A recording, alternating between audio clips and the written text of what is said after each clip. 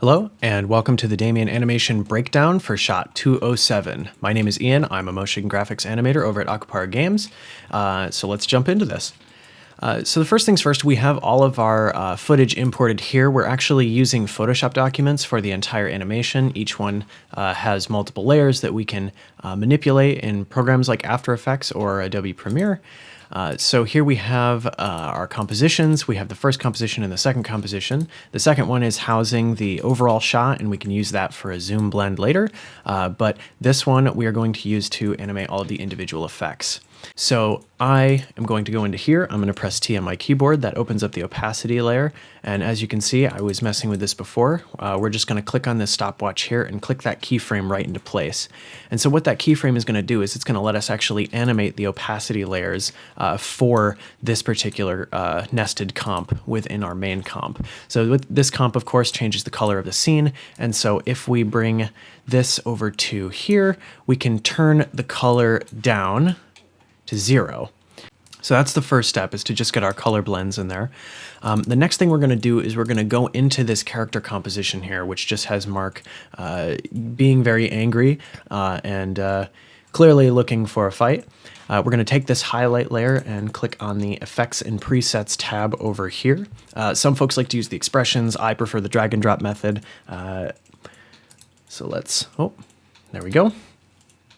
And we're going to type in flash. And so flash, opacity flash random. What that's going to do is this is going to randomly change the opacity of the highlight layer in order to make it seem like it is flickering. And so I'm going to choose the value of 25% for the nervousness and 90% for the chance of flashing. So that is going to give me the look and effect that I want of the screen sort of like glowing and flickering occasionally, moving up and down. And so it looks like the rim light on Mark, the highlights are actually changing in intensity. And so we're also going to copy this effect. So I just press Control-C. We're going to copy this effect directly onto the mid-glow layer. And so this is going to give me the exact same random flickering and opacity beats that we want for the background glow that we see just behind Mark. And so it looks like the screen itself has sort of this heartbeat behind it that is enhancing the rim light on Mark and giving a little more depth to the scene already. So we're going to move on to the fog. And so we can move it out about that much. That should be enough. I'm actually going to move it down just a little bit too for an effect we're going to do in just a second. And so now we have a nice fog blend for this layer where the fog sort of moves out from behind Mark and moves those particles as well. And so I am going to grab another effect here, which is a distortion effect called Ripple, and I'm going to drag that directly onto the fog. And what that's going to do is you're going to see some minute movement here in the particle effects that makes them look like they are rippling and being moved by the environment. And so that is satisfactory for me at the moment. We are going to decide using this layer how the skulls, or rather when the skulls, are going to fade in. So I'm thinking around the 1 second mark roughly. We'll go a little bit past that. So I'm going to change the opacity here, and we're going to just keyframe it again. Let's see. Let's drag this back. Let's start it here, and we'll just ease that. And then we can have it end there. And we're going to ease that as well. Okay. And so now we have this really nice effect where the sort of background behind these skulls becomes more intense as the shot goes on. We already have some movement. We have flickering. We have flashing. A little bit of dynamism. All right. And we are going to go into the effect layer, and we have the crack, the shadow, and the glow haze. So the shadow can stay, the glow haze can stay. The crack itself, we want to put some things into. So After Effects has this cool function that lets you generate white noise, and that white noise we're going to use on the crack. So we're going to turn the color noise off, and we're going to turn it up to 100%, and we're just going to hit Shift-0 to render at half frames.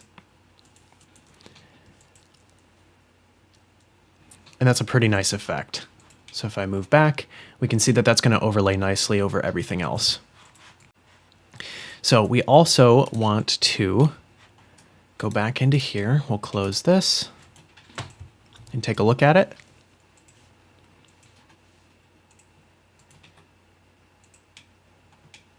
So that looks pretty nice. I like that so far. It gives the effect that the screen is broken and there's static behind it. Anything that can't render on the screen because it's not there is static.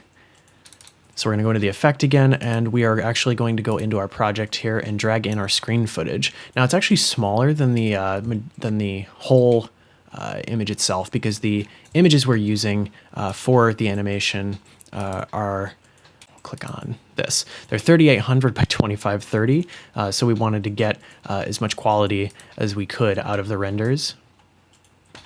And so we're going to turn off the sound and the image for the screen glitch footage effect. And we are going to go into here, we're going to go into distort, and we're going to go into displacement map. And so the displacement map is going to use the screen glitch effect in order to move the crack. And we can already see that the screen itself, the crack itself, is moving in the way that we like. It's jittery, it's uncomfortable, it's sort of unnatural in the way that a lot of technology is, in the way that it moves, especially broken technology. And so we're going to move these down to 2, and we're going to keyframe them right here. And let's open this up, and let's go into those effects and get that displacement map open so we can see where our effects are. So at 2 here, I think a little bit before, we are going to go and put this up to 4. And then a couple frames after that, we're going to put it up to 15. And then back down. Oh, there we go. And then we will just put that back down to 4. We're going to copy this, and we're going to bring it right, let's do right here. What that has done is that it's going to jump. It's going to do a little bit of a jump jitter towards those keyframes and get a little bit more intense. Now here comes the fun part. So we are going to animate these faces to appear slowly over time behind Mark. So the way I'm going to do that is I am going to mask them out, and I'm going to use the pen mask tool in order to do this, because I want to capture some of the shapes of these skulls. Just drag that. We don't want it to be too sharp. And let's actually duplicate this layer right now.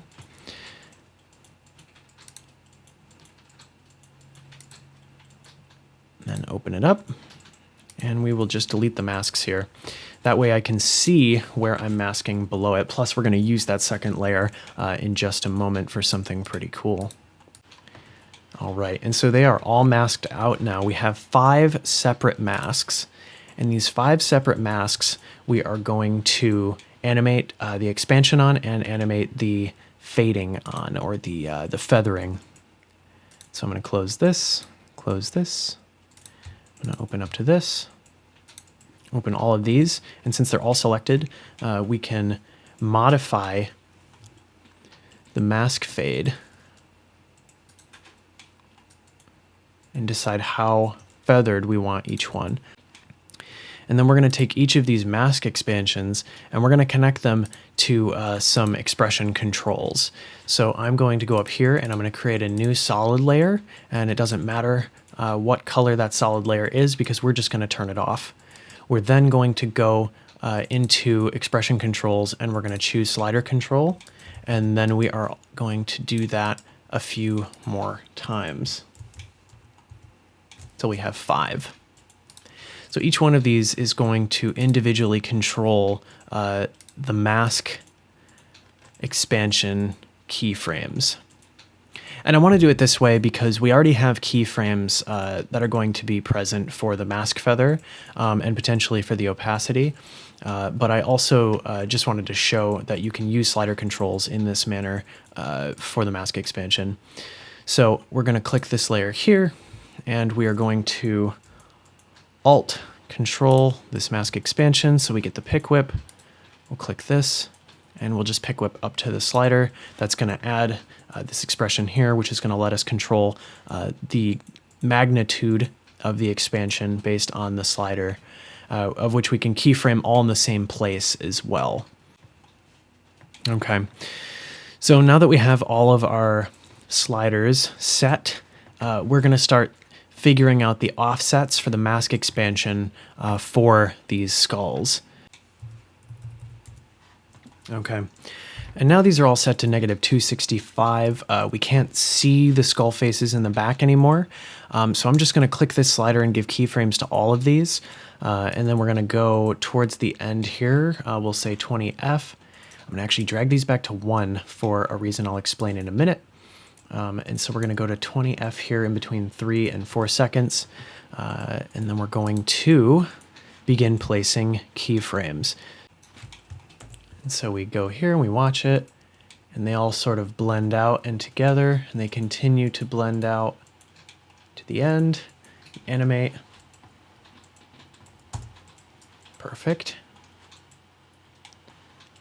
And so now we have something kind of cool coming together because each piece is moving individually. And we could leave it like this, but a few more pieces of animation, some more effects were actually put into this shot. And we're going to go over those now. So we're going to take this second layer and we're going to turn the first animate faces appearing red into a luma inverted matte. And the luma inverted matte is going to use the top layer as a mask. And the reason we want to do that is because we are going to put a turbulent noise function onto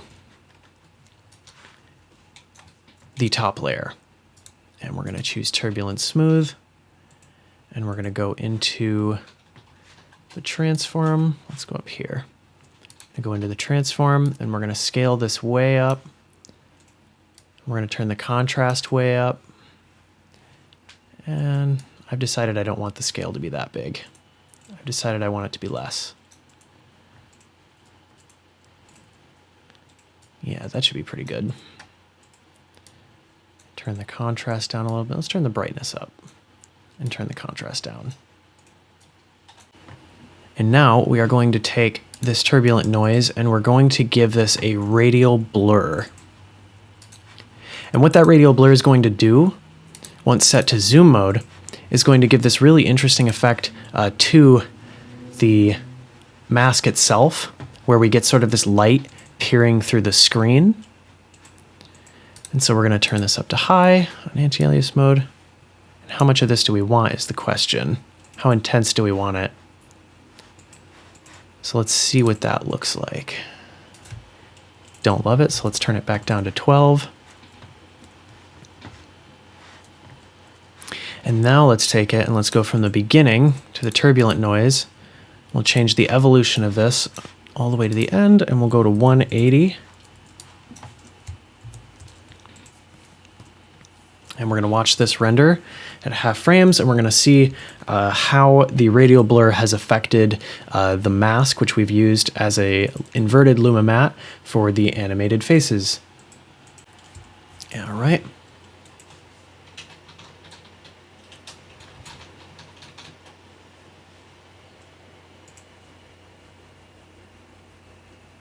And it's not too bad. I like that effect.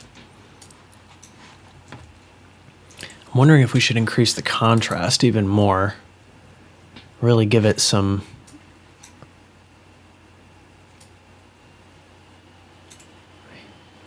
Yeah.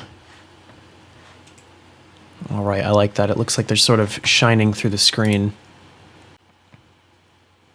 Okay, so now that we have the animated faces with their turbulent noise and the radial blur, we also want to turn on another distortion effect, and that is flow motion. So flow motion is going to let me pull between 2 points that I assign in the animation. So I am going to take one pin here and one pin way up here. And then we're going to go to -25 and we're going to go to 10. And what this is going to do is it's going to animate and pull between these 2 points. So we have 25 here and -25. Oops, I clicked the wrong one. That makes sense. There we go. So let's watch that. And so what this is doing again is it's just warping between 2 points. So one has an increasing value and one has a decreasing value. So it is pushing away from itself while another pulls towards it. And this creates the effect that these spirits are sort of coming from behind Mark, moving up the screen and warping a little bit, and just creating that movement. It's very, again, reminiscent of liquid or smoke. And so because these creatures, ghosts, faces, skulls, etc., come out of the screen and look like that, we really wanted to push that effect as well and give them that sort of warping. So that's starting to look really nice. The other thing that I want to do is I want to take this and let's see. Let's just put a regular noise on it and see what that does. I think we can create a really cool effect. Yeah, just like that. So you can see that this noise is showing up on the mask and actually creating that sort of static effect as if, again, this was more of a television screen of some sort than a illusory plane. Okay. So now that we've done that, we're very, very close to this being done.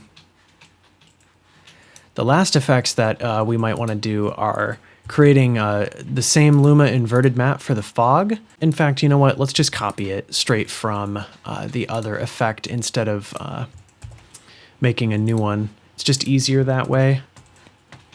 And so we can see that the smoke has gained these sort of blotchy bits here, and these blotchy bits are going to evolve over time, and that's going to give us the feeling of moving dynamic smoke.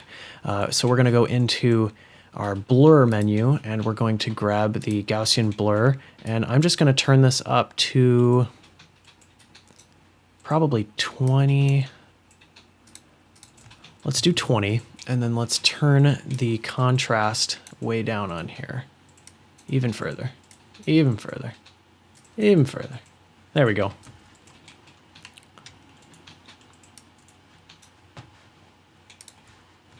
Let's check that out. And so the smoke evolves over time, just like the noise.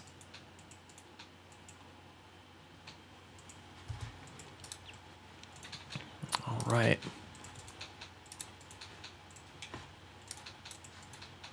Okay.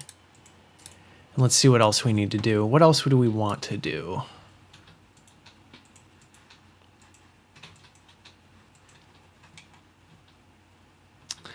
You know, I think we could take both of these layers and we could actually scale them as well, just a little bit, just to give it that extra little bit. All right, and the last thing to do is to take this, and we're going to go into this second composition here that contains the work that we've done. I'm just going to scale it up a little bit since there's a little bit of an edge on this side to this shot. We're going to position and scale, and I'm going to take this and we're going to scale it up. And we're going to bring it here. And let's scale it even more. Let's get in close to Mark. Let's get in real close.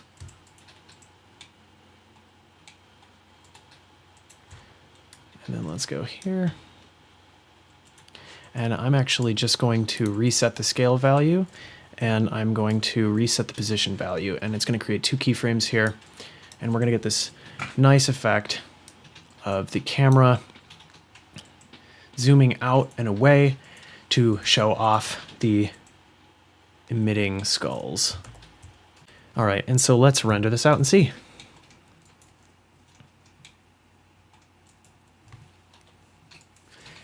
And so it pulls away from Mark, the skulls appear, the red shows up. It's got that nice emission from the skulls, showing off the anger that he did everything. Although that's another shot.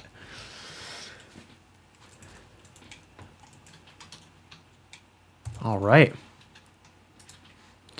And that's about it. And many of the shots were animated this way, each one different, each one with a different brief. Some were a little more simple. This was one of my favorite shots since it was a little bit more complex, more dynamic. I love the look of it too. It's totally badass. And that's all for now. Thanks so much for watching. Take care.